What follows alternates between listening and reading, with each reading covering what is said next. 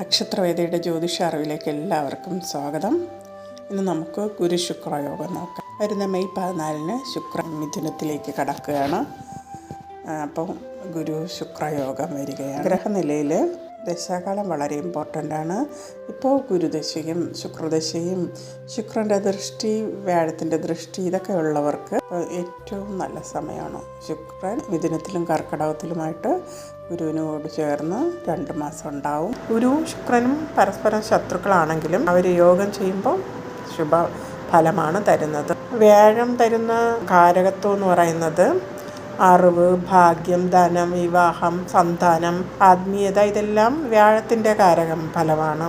ശുക്രനും ഇതേപോലെ തന്നെയാണ്. സ്നേഹബന്ധങ്ങളൊക്കെയാണ് ശുക്രൻ്റെ കാരകത്വം. സ്നേഹവും ബന്ധങ്ങളിലെ ഊഷ്മളതയും ആളുകളോട് ഹൃദ്യമായിട്ടുള്ള പെരുമാറ്റവും ആകർഷകമായ സംസാര ശൈലിയൊക്കെയാണ്. കലാപരമായ കഴിവും ആഡംബരവും ശുക്രൻ്റെ കാരകത്വമാണ്. ധനലാഭവും സൗന്ദര്യബോധവും ഒക്കെ സൗഭാഗ്യങ്ങളുടെ 2 കാരകരാണ് ഗുരുവും ശുക്രനും. ഒരു സമയമായതുകൊണ്ട് തന്നെ നിലയിൽ നല്ലതാണെങ്കിൽ അവർക്ക് ജീവിതത്തിൽ നല്ല ഉയർച്ചയായിരിക്കും ഫലം. ജോലി സംബന്ധപരമായിട്ടും കുടുംബപരമായിട്ടും എല്ലാവർക്കും നല്ല ഒരു സമയം ആയിരിക്കും വരുന്നത്. മേടക്കൂറുകാർക്ക് പറയുകയാണെങ്കിൽ മേടം മിഥുനത്തിൻ്റെ 3-ലാണ്. മേടം കഴിഞ്ഞ് 3-ാം ഭാവമാണ് മിഥുനം. മേടം, ഇടവം, മിഥുനം 3-ാം ഭാവമാണ് മിഥുനം. അതുകൊണ്ട് തന്നെ എല്ലാ കാര്യങ്ങളും ആത്മവിശ്വാസത്തോടെയും ധൈര്യത്തോടെയും ചെയ്യാനായിട്ട് മുന്നിട്ടിറങ്ങും. സഹോദരന്മാരിൽ നിന്ന് നല്ല ഗുണാനുഭവം കിട്ടാനുള്ള അവസരമാണ്. പിന്നെ യാത്ര ചെയ്യാൻ ഇഷ്ടപ്പെടുന്നവർക്ക് നല്ലൊരു അവസരം വന്നു ചേരും. മേടക്കൂറെന്ന് പറയുന്നത് അശ്വതി, ഭരണി, കാർത്തിക കാലാണ്. ഏതൊരു കാര്യവും ഉറച്ച തീരുമാനത്തോടെ നല്ല ധൈര്യത്തോടെ ചെയ്യാൻ പറ്റുന്ന ഒരു സമയമാണ്. എല്ലാ കാര്യത്തിലും മുന്നിട്ടിറങ്ങും. ചുറ്റുമുള്ളവർക്ക് തന്നാൽ കഴിയുന്ന സഹായവും ചെയ്തു കൊടുക്കാൻ ഉള്ള മനസ്സ് ഉണ്ടായിരിക്കും. പുതിയ സൗഹൃദ ബന്ധങ്ങളും ഈ കാലയളവിൽ വന്നു ചേരും. ആഡംബരത്തിന് വേണ്ടിയിട്ട് കുറേ പൈസ ചിലവാക്കേണ്ടി വരുന്നത് കൊണ്ട് ചിലവുകളൊക്കെ വളരെ നിയന്ത്രിച്ച് കൈകാര്യം ചെയ്യണം. എന്നുള്ള ഒരു എടുത്തുചാട്ടത്തിൻ്റെ പുറത്ത് തീരുമാനം എടുക്കാതിരിക്കാൻ ശ്രദ്ധിക്കണം. ഇനി ഇടവക്കൂറ് നോക്കാം. കാർത്തിക മുക്കാല്, രോഹിണി, മകയിരം, അര എന്ന് പറയുന്ന നല്ല സ്ഥാനമാണ്. വാക്ക്, പ്രവൃത്തി, കുടുംബം, ഇഷ്ടഭക്ഷണം, സമ്പാദ്യം, ഇതെല്ലാം ധനപരമായിട്ടുള്ള കാര്യവും എല്ലാം കാണിക്കുന്നത് 2-ാം ഭാവമാണ്. അപ്പോൾ 2-ൽ ഗുരുവും ശുക്രനും നിൽക്കുന്നത് ഏറ്റവും നല്ലൊരു സമയമാണ്. കുടുംബത്തിലെ സന്തോഷവും സമാധാനവും ഒക്കെ ഉണ്ടായിരിക്കും. ബിസിനസ്സിൽ നല്ല വിജയം ഉണ്ടായിരിക്കും. പുതിയ ബിസിനസ് സംരംഭങ്ങൾ തുടങ്ങാനും അനുകൂലമായ സമയമാണിപ്പോൾ. സംസാരത്തിലൂടെ ആളുകളെ പിടിച്ചിരുത്താനുള്ള കഴിവും ഉണ്ടായിരിക്കും.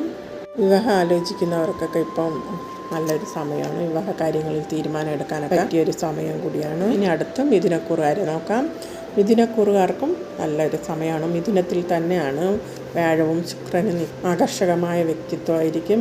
കുടുംബത്തിൽ പുത്തനൊരു ഉണർവൊക്കെ ഉണ്ടായിരിക്കും. കുടുംബ സന്തോഷമായിരിക്കും. അമിതമായ ആത്മവിശ്വാസമൊക്കെ ഒഴിവാക്കി നന്നായിട്ട് പ്രവർത്തിക്കണം. ചിലവ് നിയന്ത്രിക്കണം. ഉറക്കവും മാനസിക സമ്മർദ്ദമൊക്കെ ശ്രദ്ധിക്കണം. കർക്കിടകക്കാർക്ക് വ്യാഴം 12-ലാണ്. ശുക്രൻ 12-ലായാൽ കുഴപ്പമില്ല. വ്യാഴം 12 അമിത ചിലവായിരിക്കും. ശുക്രൻ 12-ൽ നിൽക്കുന്നത് കൊണ്ട് ആഡംബരത്വം കൂടുതലായിരിക്കും. പൈസ വരുവനേക്കാളും ചിലവാക്കാനുള്ള ഒരു ടെൻഡൻസി ഉണ്ടായിരിക്കും. മാത്രം നിയന്ത്രിച്ചാൽ മതി. ബാക്കി കാര്യങ്ങളെല്ലാം നല്ല രീതിയിൽ തന്നെ പോവും. വാക്കുകളായാലും പ്രവൃത്തിയായാലും ചിന്തയായാലും എല്ലാം നല്ലതായിരിക്കും. ജൂൺ 2-ന് വ്യാഴം 12-ൽ നിന്ന് കർക്കിടകത്തിലോട്ട് വരും. അപ്പം സമയമായിരിക്കും കർക്കിടകക്കാരെ സംബന്ധിച്ചിടത്തോളം. കർക്കിടകക്കൂറെന്ന് പറയുന്നത് പുണർദം 4, പൂയം, ആയില്യം, ഇതാണ് കർക്കിടകക്കൂറ്. മിഥുനക്കൂറ് മകയിര, തിരുവാതിര, പുണർദം 3. ചിങ്ങക്കൂറുകാരെ സംബന്ധിച്ചിടത്തോളം 11-ലാണ് മിഥുനം. 11 ഭാഗ്യസ്ഥാനമാണ്. അതുകൊണ്ട് തന്നെ എല്ലാ കാര്യങ്ങളിലും നല്ല വിജയമുണ്ടായിരിക്കും. കുറേ നാളായി നേടാൻ ആഗ്രഹിച്ചിരുന്ന കാര്യങ്ങളൊക്കെ നേടിയെടുക്കാൻ പറ്റിയ സമയമാണ്. പുതിയ സൗഹൃദങ്ങളുണ്ടായിരിക്കും. പുതിയ ബിസിനസ് സംരംഭങ്ങൾ തുടങ്ങാൻ പറ്റിയ ഒരു സമയമാണ്. വരുമാനത്തിൽ ഉയർച്ച, കടമ്പിടുത്തൊന്നും കാശി ഒഴിവാക്കണം. അത് മാത്രം ശ്രദ്ധിക്കണം. ചിങ്ങക്കൂർ എന്ന് പറയുന്നത് മകം, പൂരം, ഉത്രം കാലാണ് ചിങ്ങക്കൂർ. ഉത്രമുക്കാല്, അത്തം, ചിത്തിരാര, ഇതാണ് കന്നിക്കൂറ്. കന്നിക്കൂറുകാർക്ക് കർമ്മ മേഖലയിലാണ് ഗുരു ശുക്രയോഗം വരുന്നത്. അതുകൊണ്ട് തന്നെ തൊഴിൽപരമായിട്ടുള്ള ഉയർച്ചയായിരിക്കും ഉണ്ടായിരിക്കുക. മേലുദ്യോഗസ്ഥരിൽ നിന്ന് നല്ല സഹായവും കിട്ടുന്ന അവസരമാണ്. ജീവിത നിലവാരം പഴയതിൽ നിന്ന് വളരെയധികം മെച്ചപ്പെടുന്ന ഒരു സമയം കൂടിയാണ്. ബിസിനസ്സുള്ളവർക്ക് നല്ല വിജയ സാധ്യതയുള്ള സമയം കൂടിയാണ്. പുതിയ ബിസിനസ് തുടങ്ങാൻ പറ്റിയ സമയമാണ്. ജോലിയിൽ കൂടുതൽ ഉത്തരവാദിത്വം വരുന്നത് കൊണ്ട് തന്നെ കുടുംബപരമായിട്ട് ചിലവഴിക്കാൻ കിട്ടുന്ന സമയം കുറവായിരിക്കും. മാനസികമായിട്ട് അധികം ടെൻഷനൊന്നും വരാതെ നോക്കണം. ഇനി തുലാക്കൂർ നോക്കാം. ചിത്തിരാര, ചോതി, വിശാഖം, മുക്കാല്. തുലാക്കൂറുകാരെ സംബന്ധിച്ചിടത്തോളം ഗുരുശുക്രയോഗം വരുന്നത് 9-ലാണ്. 9 ആയതുകൊണ്ട് തന്നെ ഭാഗ്യസ്ഥാനവും കൂടി, ഭാഗ്യവർദ്ധനയും ആത്മവിശ്വാസവും ഭക്തിയും ഒക്കെ വരുന്ന സമയം കൂടിയാണ്. ഗുരുക്കന്മാരിൽ നിന്നും സ്ഥാനീയരിൽ നിന്നൊക്കെ സഹായം കിട്ടും. ജോലിയിൽ സ്ഥിരത ഉണ്ടാവും. പുതിയ അവസരങ്ങളൊക്കെ ഉണ്ടായിരിക്കും. വിവാഹ കാര്യങ്ങളിലൊക്കെ തീരുമാനം എടുക്കാൻ പറ്റിയ സമയമാണ്. ആത്മവിശ്വാസം കൂടി എടുത്തുചാടി ഒന്നും ചെയ്യരുത്. യാത്രയിലൊക്കെ ചെയ്യുമ്പോൾ സൂക്ഷിക്കണം. ചിലവ് നിയന്ത്രിക്കണം. ഇനി വൃശ്ചികം നോക്കാം. വിശാഖം, കാല്, അനിഴം, കേട്ടയാണ്. വൃശ്ചികക്കാരെ സംബന്ധിച്ചിടത്തോളം ഗുരുശുക്രയോഗം വരുന്നത് 8-ലാണ്. 8 മനോവീര്യം ഉണ്ടായിരിക്കും. ഇവർക്ക് അപ്രതീക്ഷിതമായ ധനലാഭം ഉണ്ടായിരിക്കും. പരിഹാരം കാണാതെ ഒഴിവാക്കിയ പല കാര്യങ്ങൾക്കും പരിഹാരം കണ്ടെത്താൻ സാധിക്കും.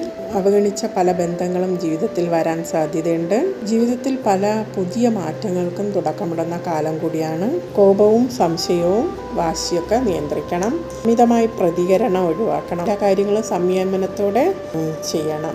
ധനുക്കൂറുകാർക്ക് ഗുരുശുക്രയോഗം 7-ലാണ്. ധനുക്കൂർ എന്ന് പറയുന്നത് മൂലം, പൂരാടം, ഉത്രാടം, കാല്. അവർക്ക് ഗുരുശുക്രയോഗം 7-ലാണ്. അതുകൊണ്ട് തന്നെ വിവാഹ കാര്യത്തിലെ ഏറ്റവും പറ്റിയ സമയമാണ്.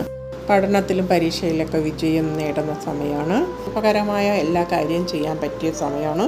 പെട്ടെന്ന് തീരുമാനം എടുക്കരുത്. എടുത്തു ചാടിയുള്ള തീരുമാനമൊന്നും വേണ്ട. കോപമൊക്കെ നിയന്ത്രിച്ച് തുറന്നുള്ള വിമർശനമൊക്കെ ഒഴിവാക്കണം.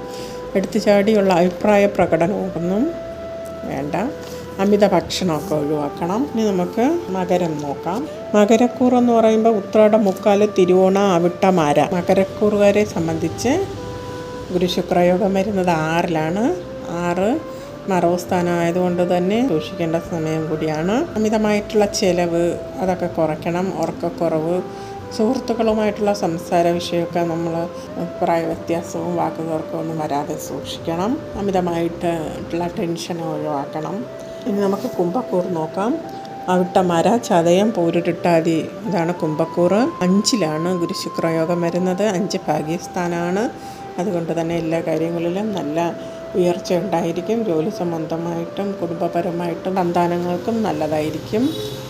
വിവാഹ കാര്യങ്ങളൊക്കെ തീരുമാനിക്കുന്നവർക്കും ഏറ്റവും നല്ല സമയമാണ്. തൊഴിൽപരമായിട്ടുള്ള ഉയർച്ചയും വിദേശവാസവും വിദേശത്തൊക്കെ പോകുന്നവർക്കും മറ്റ് സംസ്ഥാനങ്ങളിലൊക്കെ പോകുന്നവർക്കൊക്കെ നല്ല പറ്റിയ സമയമാണ്.